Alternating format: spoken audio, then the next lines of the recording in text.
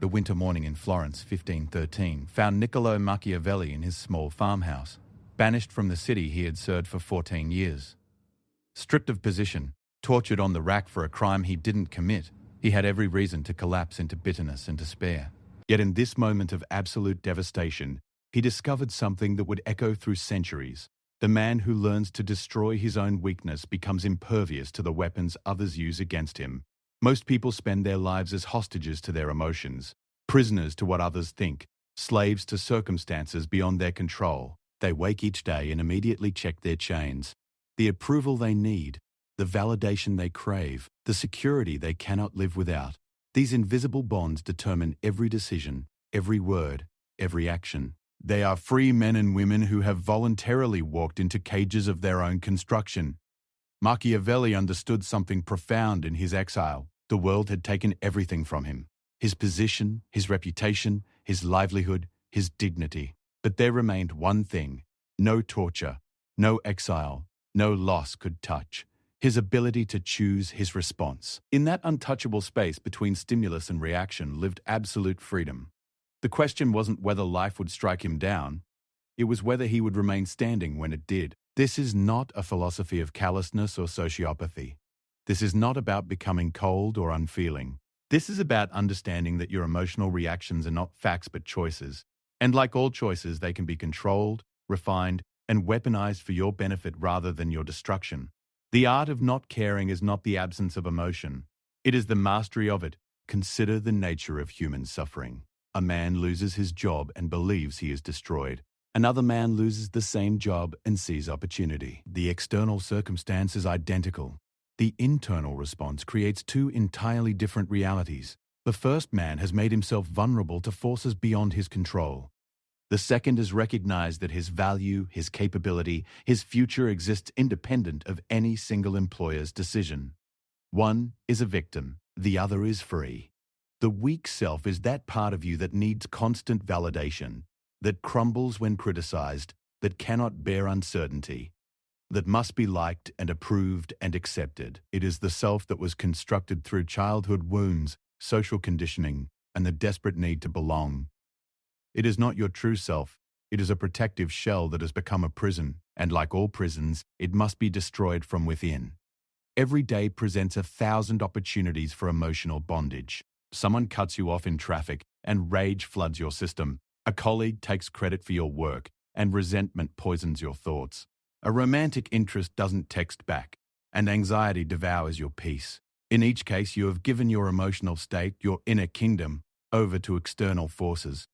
You have made yourself a beggar, dependent on the charity of circumstances and other people's actions for your well-being. Machiavelli wrote in The Prince that it is better to be feared than loved, if one cannot be both. This wasn't cynicism, it was clarity. Love, in the political sense he described, was contingent, emotional, unstable. Fear, rooted in consistent consequences, was reliable. He understood that building your position on the shifting sands of others' affection was strategic suicide. The same principle applies to your internal world. Building your peace on whether others approve of you is psychological suicide. The path to emotional control begins with a brutal audit of your dependencies. What do you need to feel okay? Not want, need. If the answer includes anything outside your direct control, you have identified a vulnerability. If you need your partner's affection to feel worthwhile, you are vulnerable. If you need your job to feel secure, you are vulnerable. If you need others' approval to feel confident, you are vulnerable. These needs are holes in your armor through which life will repeatedly stab you. There was a trader on Wall Street who had built a reputation as unshakable. While others panicked during market crashes, he remained calm. While competitors celebrated victories, he showed no elation. People assumed he was naturally cold, perhaps even lacking in emotion. The truth was different. Early in his career, he had lost everything in a single trade. Not just money, but his confidence, his sleep, his health. The pain had been so intense that he made a decision. He would never again give the market the power to determine his emotional state. He spent years training himself to separate his self-worth from his results, his peace from his performance. He felt emotions, certainly, but he had built a space between the feeling and his identity. The market could take his money, but it could never again take his equilibrium. He had destroyed the weak self that needed winning to feel worthy. This destruction is not comfortable. The weak self will fight for survival with every weapon in its arsenal. It will tell you that not caring what others think makes you a monster. It will convince you that emotional detachment is the same as not loving. It will make you feel guilty for setting boundaries, selfish for protecting your peace, cold for refusing to be manipulated by others' emotional displays. These are the death throes of a parasitic identity that has survived by keeping you dependent.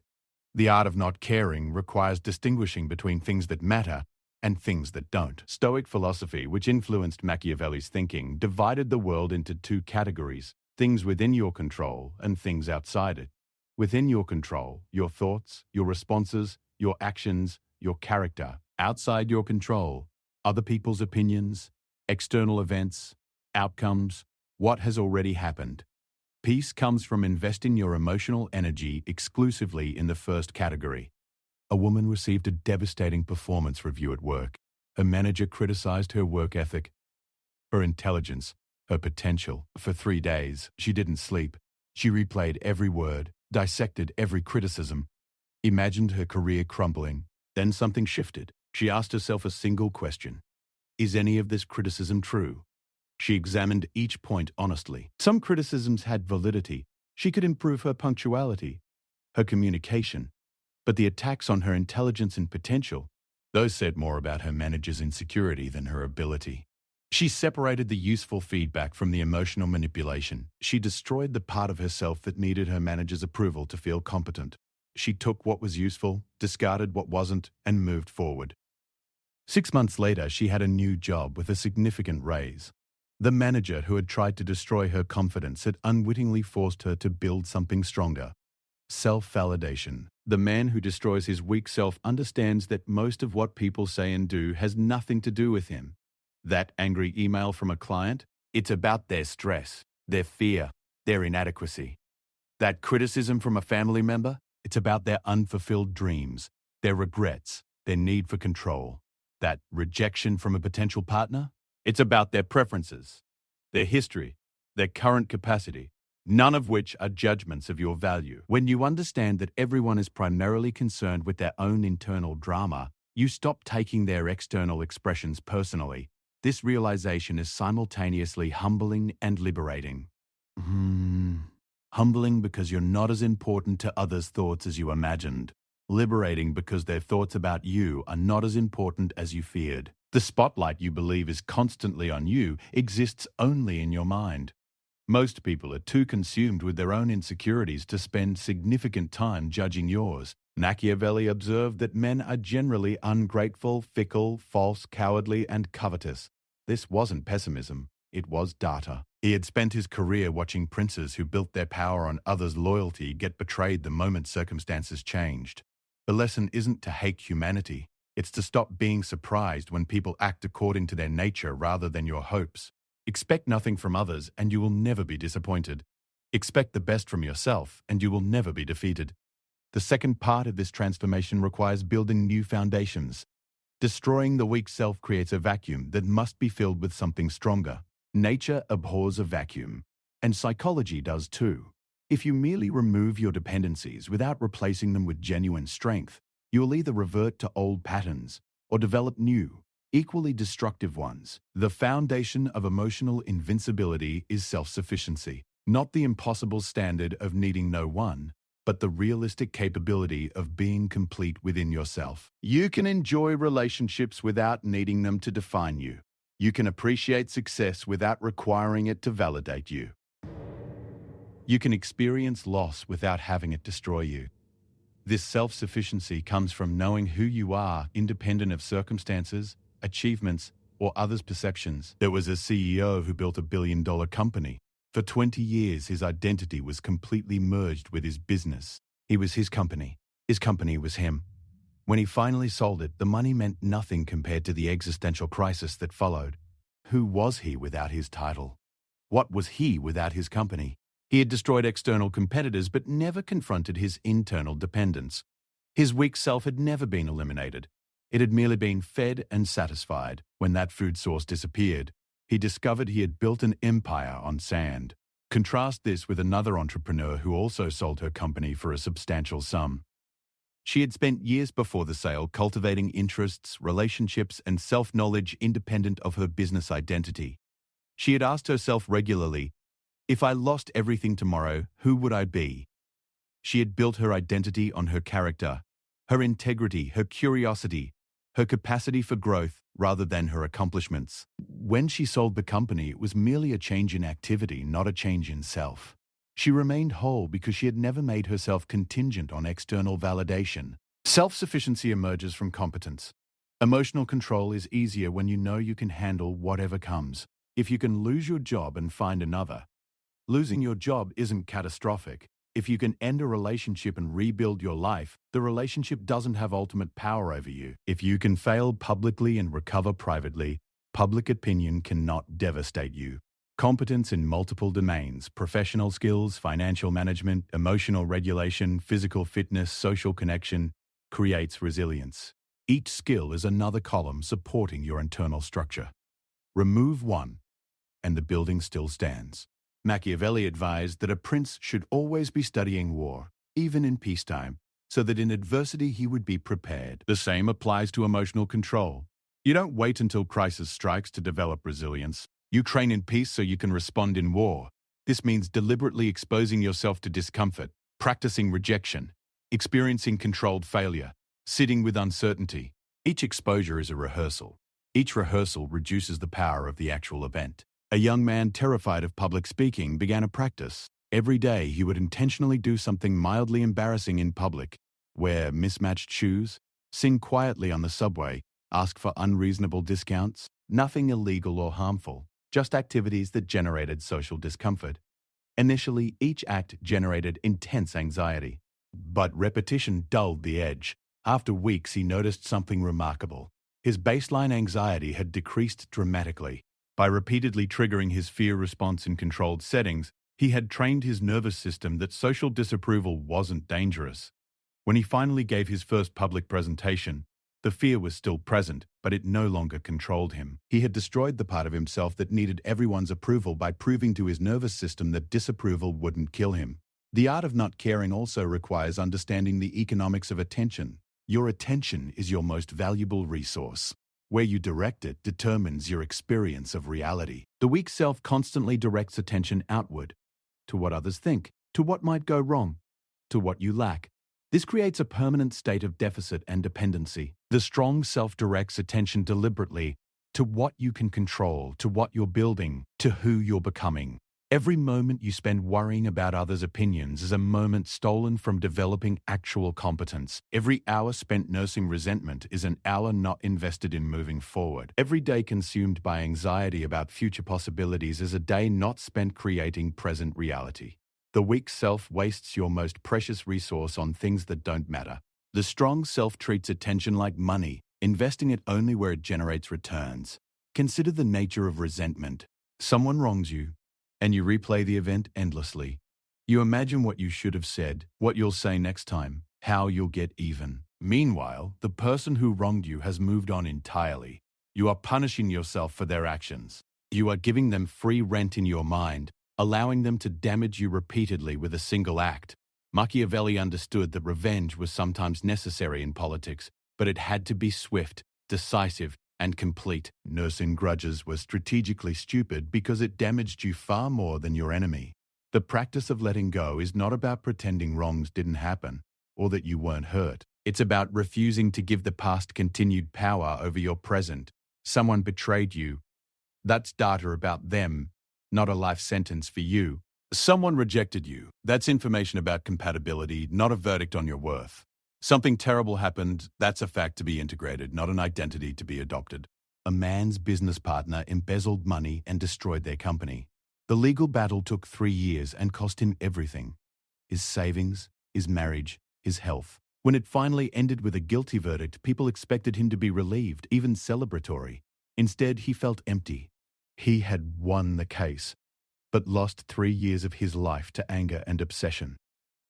The partner had gone to prison, but the man realized he had imprisoned himself far more effectively. He had allowed the betrayal to become his entire identity. The moment the verdict came, he made a decision. He would never again give anyone that much power over his internal state. He had destroyed his business and his marriage, but he hadn't destroyed his weak self, the part that needed vengeance to feel whole. That would take another 2 years of deliberate work, but it was the only work that actually mattered. The third part of this transformation is living the invincible life. You have destroyed your dependencies, built self-sufficiency, and reclaimed your attention. Now the question becomes, what do you build with this freedom? The answer is purpose, not the weak purpose of external achievement or social recognition, but the strong purpose of meaningful creation and authentic contribution. Purpose that exists independent of whether anyone notices or appreciates it. Purpose that you would pursue even if no one ever knew. Machiavelli's greatest work, The Prince, was written in exile by a man with no political power, no prospects, and no guarantee anyone would read it. He wrote it anyway, not because he needed it to succeed, but because the work itself mattered to him. 500 years later, it remains one of history's most influential books. But even if it had disappeared into obscurity, the writing would have served its purpose, giving meaning to a man who had lost everything else. This is the paradox of not caring. When you stop needing external validation, you often achieve external success. When you stop performing for others' approval, your authentic self emerges, and authenticity is magnetic. When you stop trying to control outcomes, you can focus entirely on excellence in action, and excellent action generates favorable outcomes. The success comes not because you chase it, but because you've removed the internal obstacles, fear, need, dependency, that prevented it.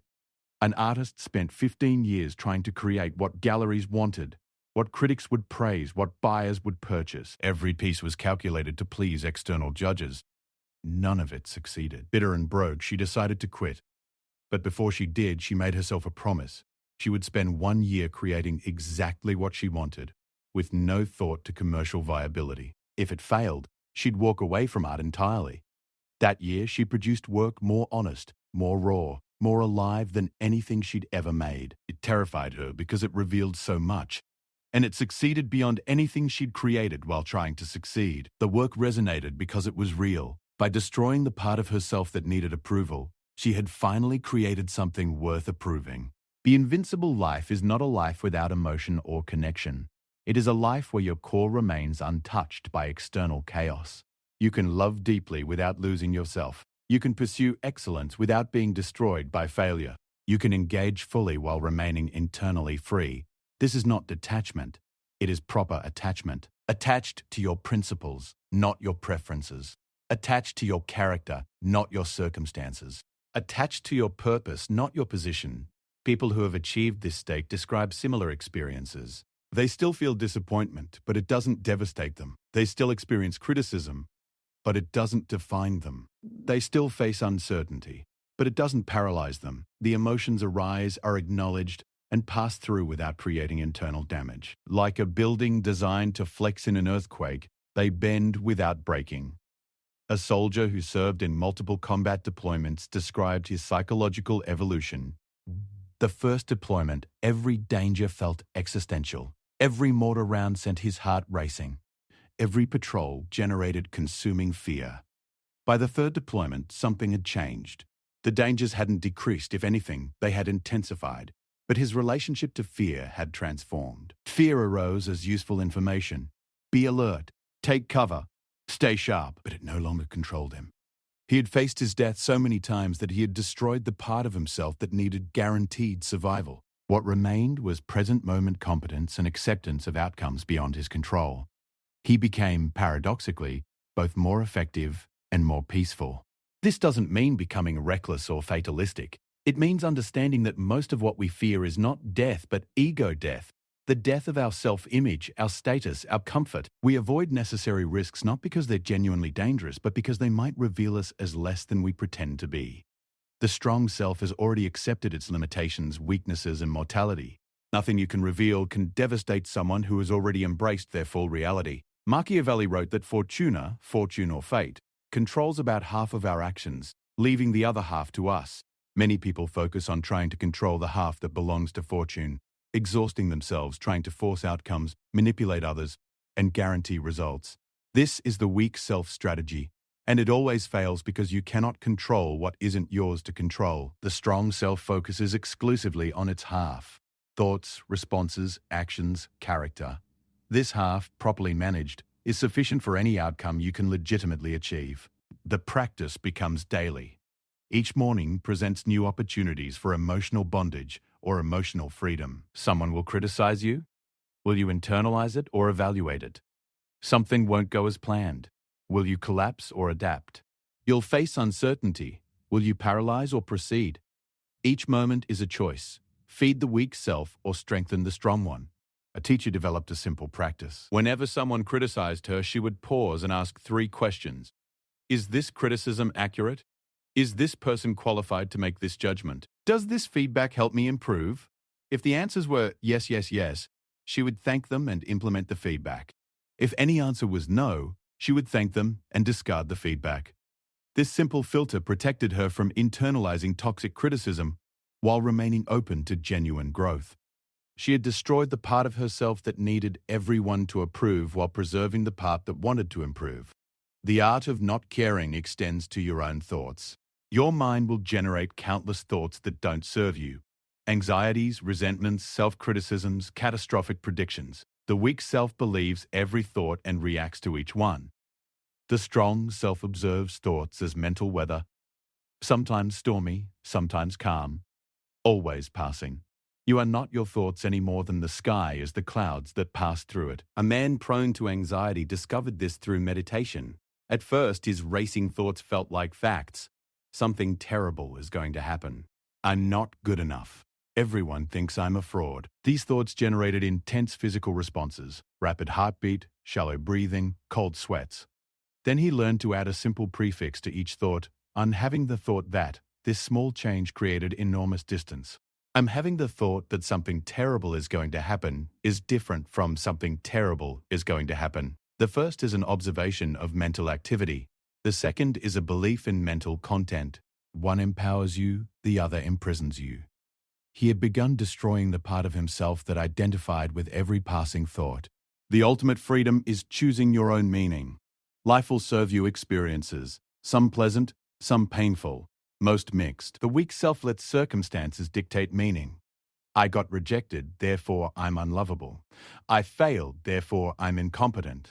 I was betrayed, therefore people can't be trusted. These are not facts, they are interpretations. And interpretations can be chosen. Viktor Frankl, imprisoned in Nazi concentration camps, discovered that the last human freedom, the one that could never be taken, was choosing one's attitude toward any circumstances. He watched fellow prisoners in identical situations respond completely differently. Some collapsed into despair. Others found meaning in survival, in supporting others, in bearing witness. Same circumstances, different meanings, completely different experiences. He developed logotherapy, an entire school of psychology from this realization. The meaning you assign determines the life you experience. A woman's husband left her after 20 years of marriage. She could have assigned this the meaning, I wasted my life, or I'm too old to start over, or I'll never trust again. Instead, after the initial grief, she chose different meaning. I learned what I need in a relationship, and I now have freedom to pursue dreams I had postponed, and I discovered I'm stronger than I knew. Same event, different meanings, different futures. She had destroyed the part of herself that needed the marriage to define her worth. This is not toxic positivity or denial. Pain is real. Loss is real. Injustice is real. The art is in refusing to let real pain create false meanings. You can acknowledge that something hurt without concluding you're permanently damaged. You can recognize that someone wronged you without deciding humanity is worthless. You can experience failure without accepting failure as identity. Machiavelli understood that appearances matter in politics, not because they're true, but because others treat them as true. The same applies to your internal politics. If you act as though you're confident, your brain begins believing it.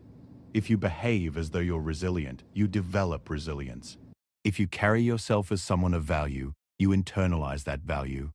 The weak self waits to feel different before acting different. The strong self acts different to feel different. A man terrified of confrontation forced himself to have one difficult conversation per week. He didn't wait until he felt brave. He scheduled the conversations. and had them despite the fear. The first dozen were excruciating. He stumbled over words. His voice shook. His hands trembled. But he did them anyway. Gradually, something shifted. The fear decreased not because he convinced himself confrontation was safe, but because repeated action proved to his nervous system that he could survive it. By acting despite fear rather than waiting for fearlessness, he had destroyed the part of himself that needed comfort to take action. The practice of emotional control requires eternal vigilance. You never fully arrive at invincibility. You practice it daily. Each day brings new tests, new opportunities to choose strength over weakness, freedom over bondage, self-definition over external validation. This isn't a burden.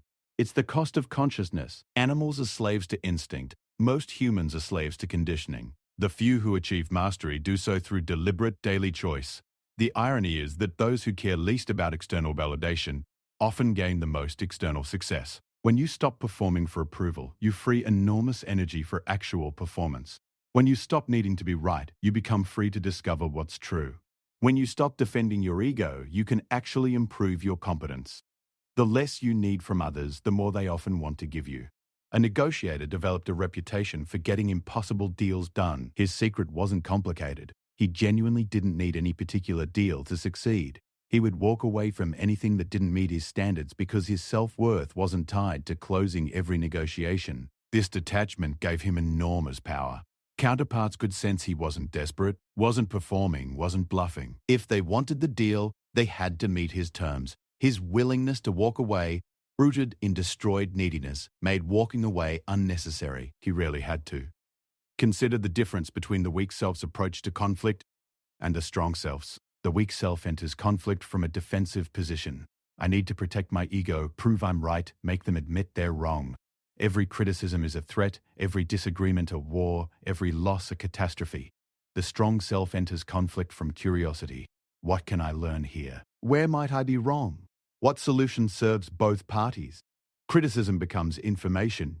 Disagreement becomes dialogue. Loss becomes education. Same conflicts, completely different experiences. A manager used to dread performance reviews with underperforming employees. She would prepare for battle, anticipating defensiveness and excuses. Then she changed her approach. Instead of entering as judge and jury, she entered as investigator. Help me understand what's preventing your success. What support do you need? What obstacles exist? This shift destroyed her need to be the authority figure proving someone wrong and replaced it with genuine problem solving. Some employees still made excuses, but many opened up about real issues she could actually help address. Her effectiveness improved not because she became softer, but because she destroyed the part of herself that needed to be right more than she needed to be useful. The final insight is perhaps the most counterintuitive. By destroying your weak self, you become more capable of genuine connection, not less. The weak self connects through need. I need you to validate me, complete me, save me. These connections are suffocating and ultimately fragile because they're built on dependency. The strong self connects through choice. I choose to share this journey with you, not because I need you, but because I value you. These connections are liberating and durable because they're built on freedom. Two people in love illustrate the difference. The first couple defines their relationship through need. I can't live without you. You complete me. I need you to be happy.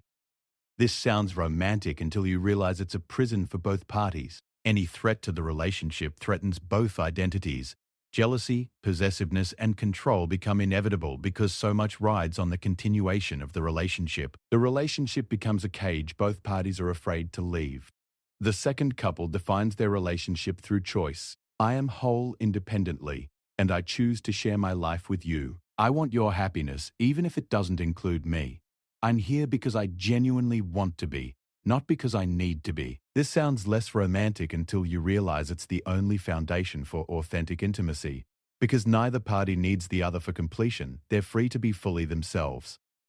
Because continuation isn't compulsory, every day together is genuinely chosen. The relationship becomes a sanctuary both parties choose rather than a prison both fear. The man who destroys his weak self doesn't become incapable of love. He becomes capable of real love. Love not rooted in deficiency but in abundance. He doesn't become incapable of feeling. He becomes capable of choosing which feelings to feed. He doesn't become invincible to all harm. He becomes invincible to the harms that destroyed him before. Machiavelli's exile, which began as total devastation, became the foundation of his greatest work. The torture that could have broken him instead revealed to him what couldn't be broken. The loss of everything external forced him to discover what remained internal. He didn't stop caring about Florence, about politics, about his legacy. He stopped needing any of it to be okay. That shift from need to preference gave him the freedom to create something that outlasted the very republic that exiled him. The path to emotional invincibility isn't mysterious or complicated. It's brutally simple. Stop outsourcing your emotional state to circumstances and other people. Stop building your identity on shifting sands. Stop making your peace contingent on things you can't control. Start developing genuine competence. Start choosing your meanings. Start acting despite your feelings. Start treating yourself as the ultimate authority on your own worth. This work is not comfortable. The weak self will resist its own destruction with everything it has. It will generate fear, guilt, shame, and doubt. It will tell you that not caring what others think makes you a psychopath. It will convince you that self-sufficiency is loneliness. It will paint emotional control as emotional death. These are lies, but they're convincing lies because the weak self has survival instincts. The truth is simpler. You are not your circumstances. You are not others' opinions. You are not your past failures. You are not your current limitations. You are the awareness that observes all of these. The consciousness that can choose its response to all of these, the force that can shape its own character regardless of external conditions. A prisoner spent 20 years in solitary confinement. He could have emerged broken, bitter, consumed by rage at his stolen decades. Some in similar situations did. He emerged different. He had used the time to build an internal world so rich, so developed, so complete that external freedom was almost anticlimactic. He had practiced philosophy, meditation, and mental disciplines. He had destroyed the part of himself that needed external stimulation to feel alive. When he walked free, he was freer than most people who had never been imprisoned.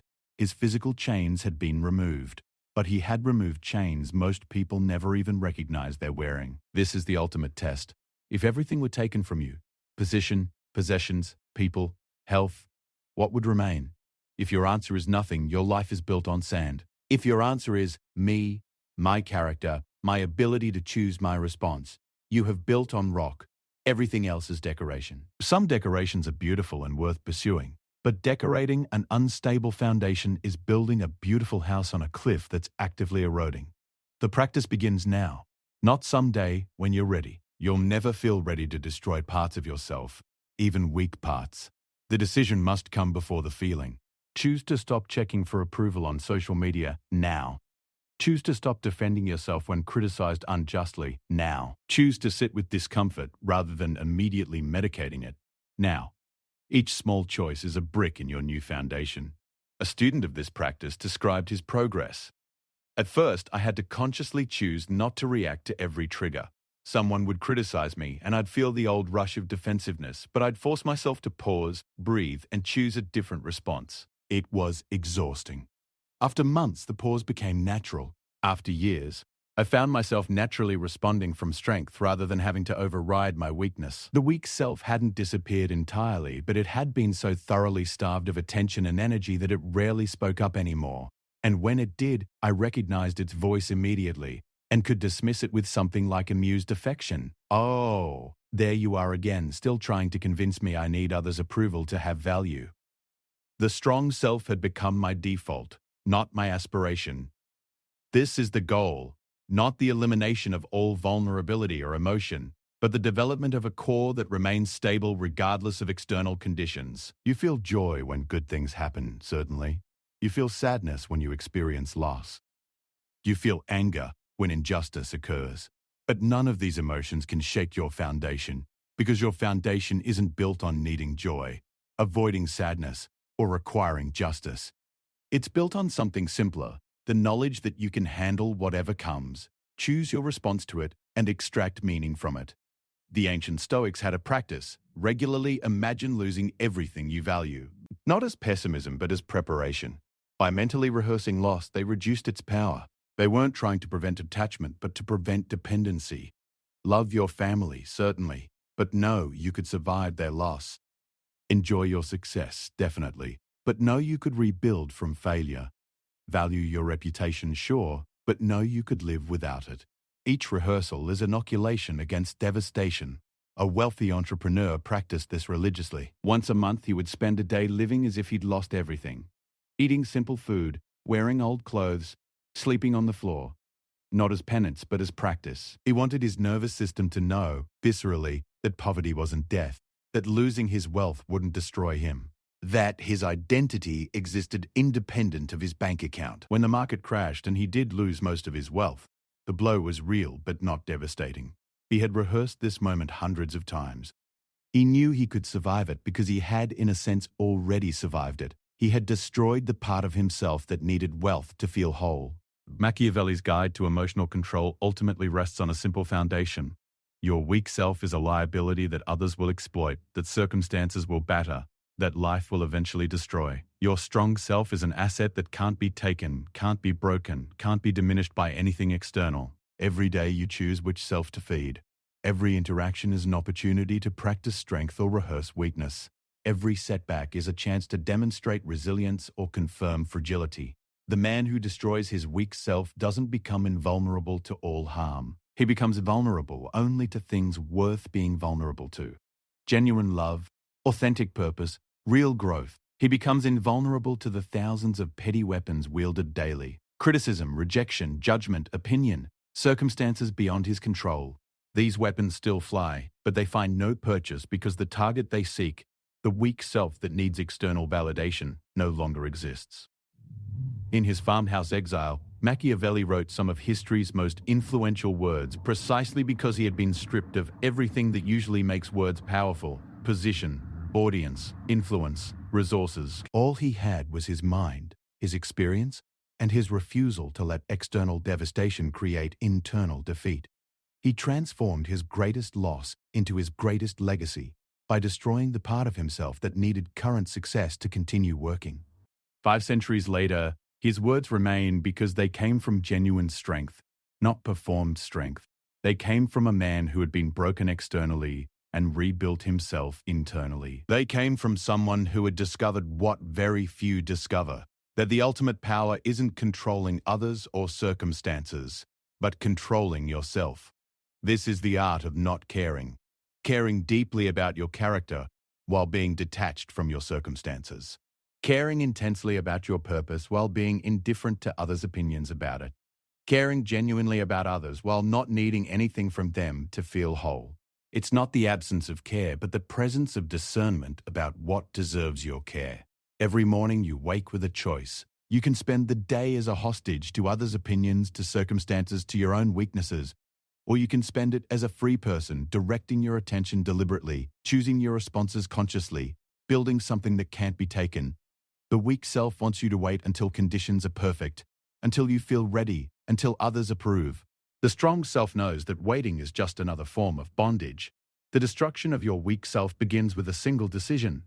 From this moment forward, I will not allow my internal state to be determined by external conditions.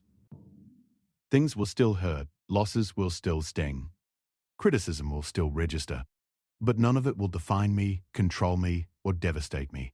I am the awareness behind the experiences, not the experiences themselves. I am the sky, not the weather. Make the decision. Begin the practice. Destroy what makes you weak. Build what makes you strong. The world will test you daily. Most people fail the test daily, handing over their peace to whoever or whatever demands it. You can be different. You can be different. You can be the man or woman who cannot be destroyed by others because you've already destroyed everything in yourself that others could use against you. This is Machiavelli's gift, refined through centuries and applicable to every human life. Your weak self is not your real self. It's a construction, and like all constructions, it can be deconstructed. Beneath it lies something far more durable, far more powerful, far more truly you. That self doesn't need approval to act, doesn't need certainty to proceed, doesn't need others' permission to exist. The art of not caring is really the art of caring about the right things. Care about your character. Care about your competence. Care about your purpose. Care about genuine connection. But stop caring about the thousands of irrelevant opinions, the countless uncontrollable circumstances, The endless stream of external validation that you are never meant to need. You are enough, exactly as you are, to handle whatever comes. Not because you're perfect or invulnerable, but because perfection and invulnerability aren't required. What's required is the courage to destroy what makes you weak and the discipline to build what makes you strong. Everything else is just practice. The man who destroys his weak self can never be destroyed by others because there's nothing left for them to destroy. They can take his possessions, his position, his reputation. These are all external and therefore temporary. But they cannot take his character, his competence, or his choice. These are internal and therefore eternal. This is not a philosophical abstraction, but a practical reality, available to anyone willing to do the work. The work is simple but not easy. Every day, in every interaction, in every challenge, ask yourself, am I responding from my weak self or my strong self? Am I reacting from need or choosing from strength? Am I being controlled by circumstances or am I controlling my response to circumstances? The answers to these questions, accumulated over days and weeks and months and years, determine everything. They determine whether you live as a hostage or as a free person. They determine whether external events devastate you or merely inform you. They determine whether you reach the end of your life having been pushed around by every breeze or having stood firm through every storm. Machiavelli's greatest insight wasn't about political power, but about personal power. The only power that matters is the power over yourself. Master that, and you cannot be mastered. Destroy your weakness, and you cannot be destroyed. Build your strength, and nothing can diminish you. The choice has always been yours. It remains yours now. The weak self whispers that it's too hard, too late, too impossible. The strong self knows that the work begins exactly where you are, exactly when you decide. Choose strength, destroy weakness, lie free. This is the art of not caring. Caring so much about who you really are that nothing anyone else thinks can shake it. Caring so much about what you're building that no obstacle can stop it. Caring so much about how you respond that no circumstance can control it. The man who achieves this is not cold or unfeeling. He is warmer and more feeling than most because he's free to feel without being controlled by feelings. He's free to love without needing love. He's free to succeed without requiring success. He's free to live without fearing death. This freedom, this invincibility, this mastery, it's available to you. It's always been available. The only question is whether you'll destroy what prevents you from claiming it. Destroy your weak self. Build your strong self. Live as the invincible being you were always meant to be. Not invincible to all harm, but invincible to the harms that destroy most people. The need for approval, the fear of judgment, the requirement for certainty, the dependency on circumstances. This is the path. This is the practice.